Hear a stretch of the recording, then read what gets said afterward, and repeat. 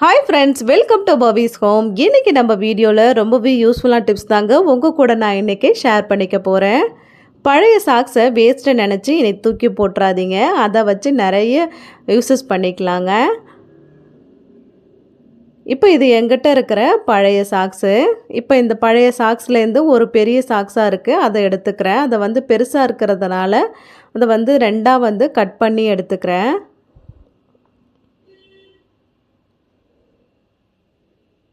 இப்போ இதை நல்லா சென்டரில் வச்சு ரெண்டாக கட் பண்ணி எடுத்துக்கலாம்.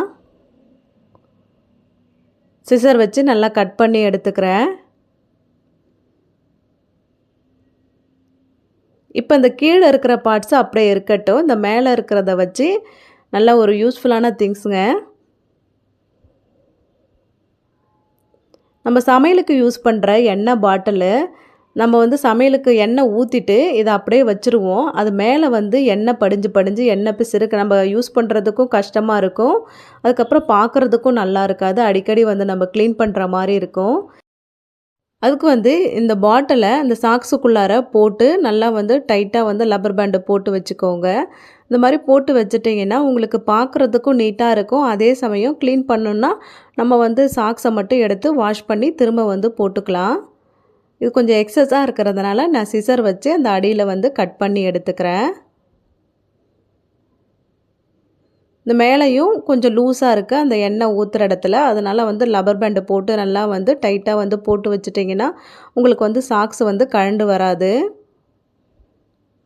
நம்ம சமையலுக்கு எண்ணெய் யூஸ் பண்ணிவிட்டு திரும்ப அதை அப்படியே வச்சாலுமே மேலே சாக்ஸை மட்டும் எடுத்து நம்ம வாஷ் பண்ணிக்கலாம்.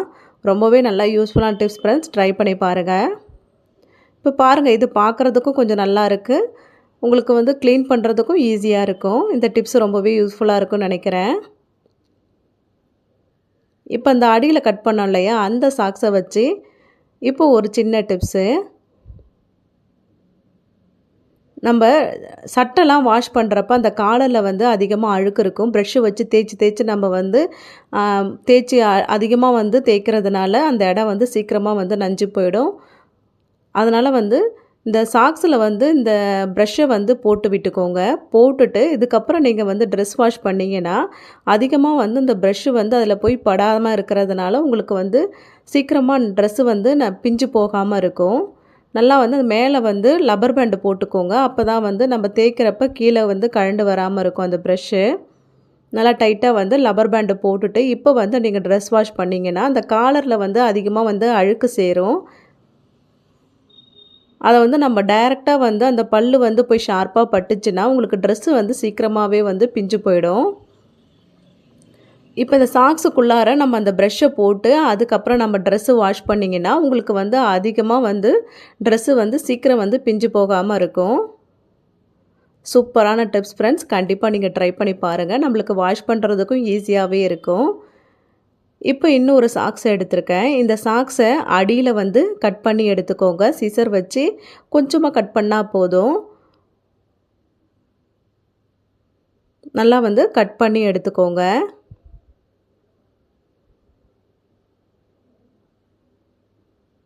கட் பண்ணி எடுத்துட்டு நம்ம வீடு பெருக்கிற தொடப்பம் இருக்கு இல்லையா, அதில் இந்த சாக்ஸை போட்டு விட்டுக்கலாம். நம்ம கை பிடிக்கிறோம் இல்லையா, அந்த இடத்துல சாக்ஸை போட்டு விட்டுக்கோங்க. அதுலேருந்து கொஞ்சம் கொஞ்சமாக தொடப்பத்து ஃபுல்லாக சாக்ஸை போட்டுக்கலாம்.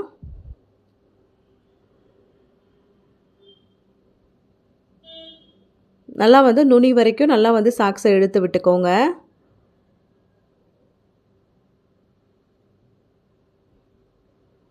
இப்போ எடுத்து விட்டு இது லூஸாக இருந்ததுன்னா இந்த இடத்துல நீங்கள் லப்பர் பேண்டு போட்டுக்கலாம். எனக்கு டைட்டாகவே இருக்குது, அதனால் நான் அதை அப்படியே விட்டுக்கிறேன்.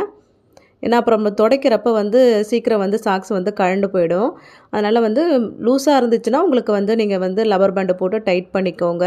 இதை கபோர்டு கீழே, வாஷிங் மிஷின், ஃப்ரிட்ஜு எதுக்கு கீழெல்லாம் தூசி அதிகமாக படியும். நம்ம தொடப்பம் வச்சு பெருக்கக்குள்ளே குப்பை தான் வரும், தூசி வராது. பாருங்கள் எவ்வளோ தூசி ஓட்டிகிட்ருக்குன்னு பாருங்கள். இப்போ சாக்ஸு போட்டு நீங்கள் க்ளீன் பண்ணுறதுக்கு நல்லாவே உங்களுக்கு வித்தியாசம் தெரியும். இந்த மெத்தடில் க்ளீன் பண்ணி பாருங்கள். இப்போ நம்ம தலைக்கு தேய்க்கிற எண்ணெய் பாட்டிலாக இருக்கட்டும், இதை அப்படியே வச்சிங்கன்னா சீக்கிரமாக வந்து பூச்சிலாம் வந்து அதிகமாக மேலே வரும். அதுக்கப்புறம் நம்ம திரும்ப வந்து எண்ணெய் எடுத்து யூஸ் பண்ணுறதுக்கும், எண்ணெய் பாட்டில் எடுத்து யூஸ் பண்ணுறதுக்கும் கை வந்து வழுக்கிட்டு வழுக்கிட்டு போகும். அந்த மாதிரிலாம் வராமல் இருக்கிறதுக்காக இதுலேயும் நீங்கள் வந்து சாக்ஸ் ஒன்று எடுத்து போட்டுட்டு மேலே வந்து டைட்டாக வந்து லப்பர் பேண்டு போட்டு வச்சுட்டிங்கன்னா உங்களுக்கு வந்து ஈஸியாக இருக்கும்.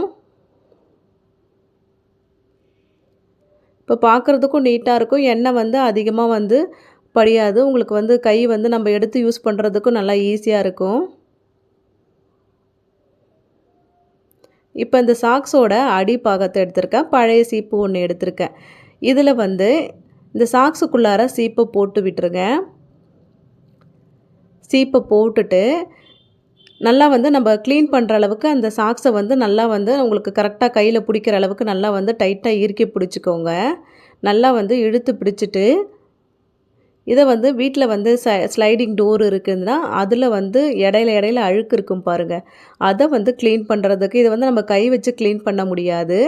இந்த சீப்பை வச்சு க்ளீன் பண்ணிங்கன்னா ஈஸியாக வந்து டஸ்ட்டெல்லாம் உங்களுக்கு வந்து க்ளீன் ஆகிடும்.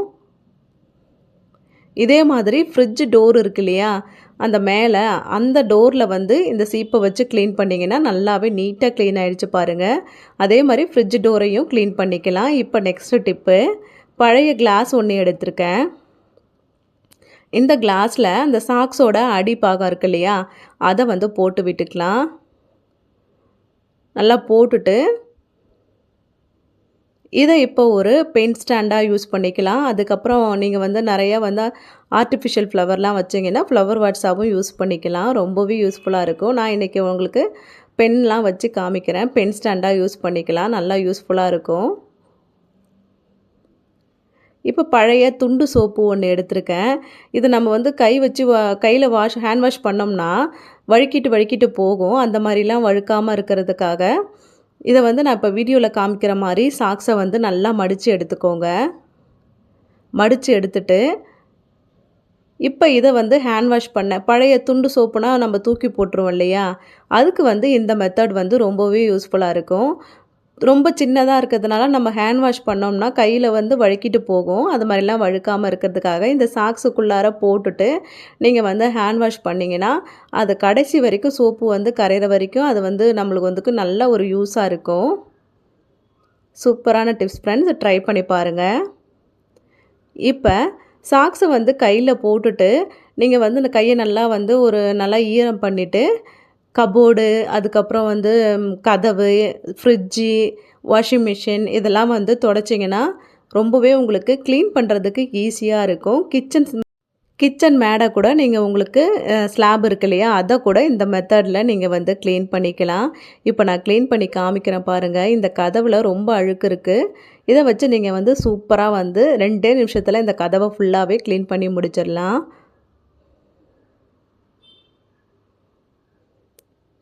இதே மாதிரி கபோர்டு, ஃப்ரிட்ஜு, வாஷிங் மிஷினு இதெல்லாம் வந்து நீங்கள் சூப்பராகவே க்ளீன் பண்ணிக்கலாம்.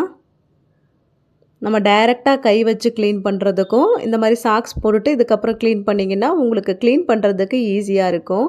இப்போ ஃப்ரிட்ஜ் பாருங்கள் கொஞ்சம் அழுக்காக இருக்குது. இதுக்கு வந்து நான் வந்து கையில் சாக்ஸ் போட்டுட்டு க்ளீன் பண்ணி காமிக்கிறேன். உங்களுக்கு சூப்பராக வந்து நீட்டாக க்ளீன் ஆகிடும். நம்ம க்ளீன் பண்ணுறதுக்கு ஈஸியாக இருக்கும். ஃப்ரிட்ஜோட அந்த கதவு இருக்கு இல்லையா, அதை நம்ம வந்து அந்த பிடிக்கிற இடத்துல தான் வந்து கொஞ்சம் அழுக்கு அதிகமாக இருக்கும். அதையும் வந்து இந்த மெத்தடில் நல்லா வந்து சூப்பராக வந்து க்ளீன் பண்ணி எடுத்துடலாம். இப்போ பாருங்கள், முன்னாடி இருந்ததுக்கும் இப்போ நல்லாவே க்ளீனாக இருக்குது. நான் வெறும் தண்ணி வச்சு தான் க்ளீன் பண்ணேன். நீங்கள் இன்னோடும் லிக்யூட்லாம் வச்சு க்ளீன் பண்ணிங்கன்னா கொஞ்சம் நீட்டாகவே க்ளீன் ஆகிடும்.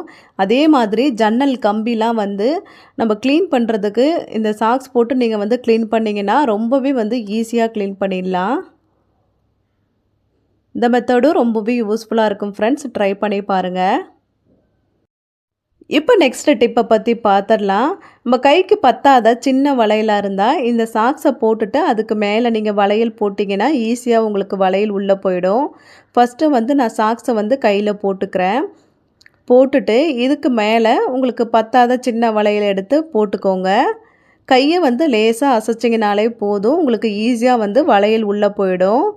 இந்த மாதிரி சாக்ஸுக்கு மேலே வளையல் போட்டிங்கன்னா உங்களுக்கு வந்து ஈஸியாக வந்து உள்ளே போயிடும்.